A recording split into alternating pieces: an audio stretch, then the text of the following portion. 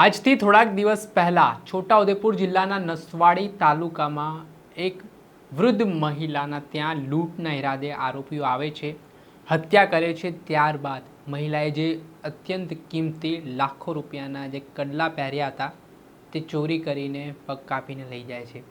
આ ઘટનામાં પોલીસને મોટી સફળતા હાથ લાગી। બે આરોપીઓને દબોચી લેવામાં આવ્યા। ત્યારબાદ આજે પોલીસ આરોપીઓને ઘટના સ્થળે લઈ જઈ ઘટનાનું રિકન્સ્ટ્રક્શન કરવામાં આવ્યું। ત્યારે શું સમગ્ર મામલો છે, વિગતે વાત કરીએ।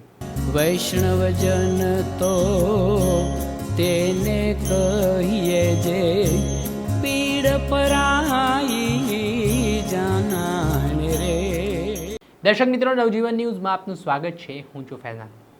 વાત કરીએ થોડા દિવસ પહેલાંની તો છોટાઉદેપુર જિલ્લાના નસવાડી તાલુકાના ગઢ બોરિયાદ ગામમાં એક 75 વર્ષીય વૃદ્ધા દશરીબેન ભીલ તેઓ એકલતા ભર્યું જીવન જીવતા હતા।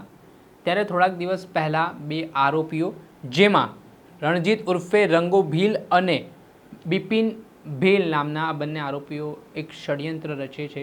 પહેલાં આ ગઢ બોરિયાદ ગામમાં જ્યાં વૃદ્ધા એકલા રહેતા હતા તે ઘરની રેકી કરવામાં આવે છે।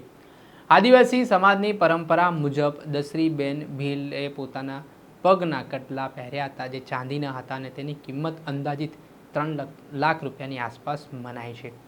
ત્યારે આરોપીઓ આર્થિક તંગીનો સામનો કરી રહ્યા હતા ને લૂંટનો પ્લાન ઘડવામાં આવે છે।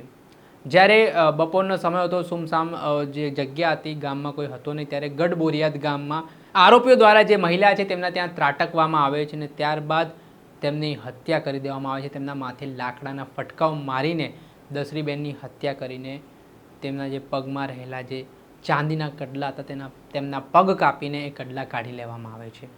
આ ઘટનાની જાણકારી જેમ તેમ પોલીસને મળે તે ઘટનાની ગંભીરતાને લઈને છોટાઉદેપુર લોકલ ક્રાઇમ બ્રાન્ચની ટીમ તપાસમાં જોડાય છે, જેમાં હ્યુમન ઇન્ટેલિજન્સ ટેકનિકલ એનાલિસિસનો ઉપયોગ કરી સીસીટીવી ફૂટેજના આધારે તપાસના ધમધમાટની શરૂઆત કરીને અંતે લોકલ ક્રાઇમ બ્રાન્ચને મહત્ત્વની કડી હાથ લાગે છે અને આ લૂંટ કડલાની કરનાર જે બે આરોપીઓ છે, જેમાં રણજીત ઉર્ફે રંગો ભીલ અને બિપિન ભીલ, આ બે સીસીટીવી ફૂટેજમાં જોવા મળે છે અને ત્યારબાદ પોલીસ તેમને ગણતરીના દિવસોમાં ઝડપી પાડે છે।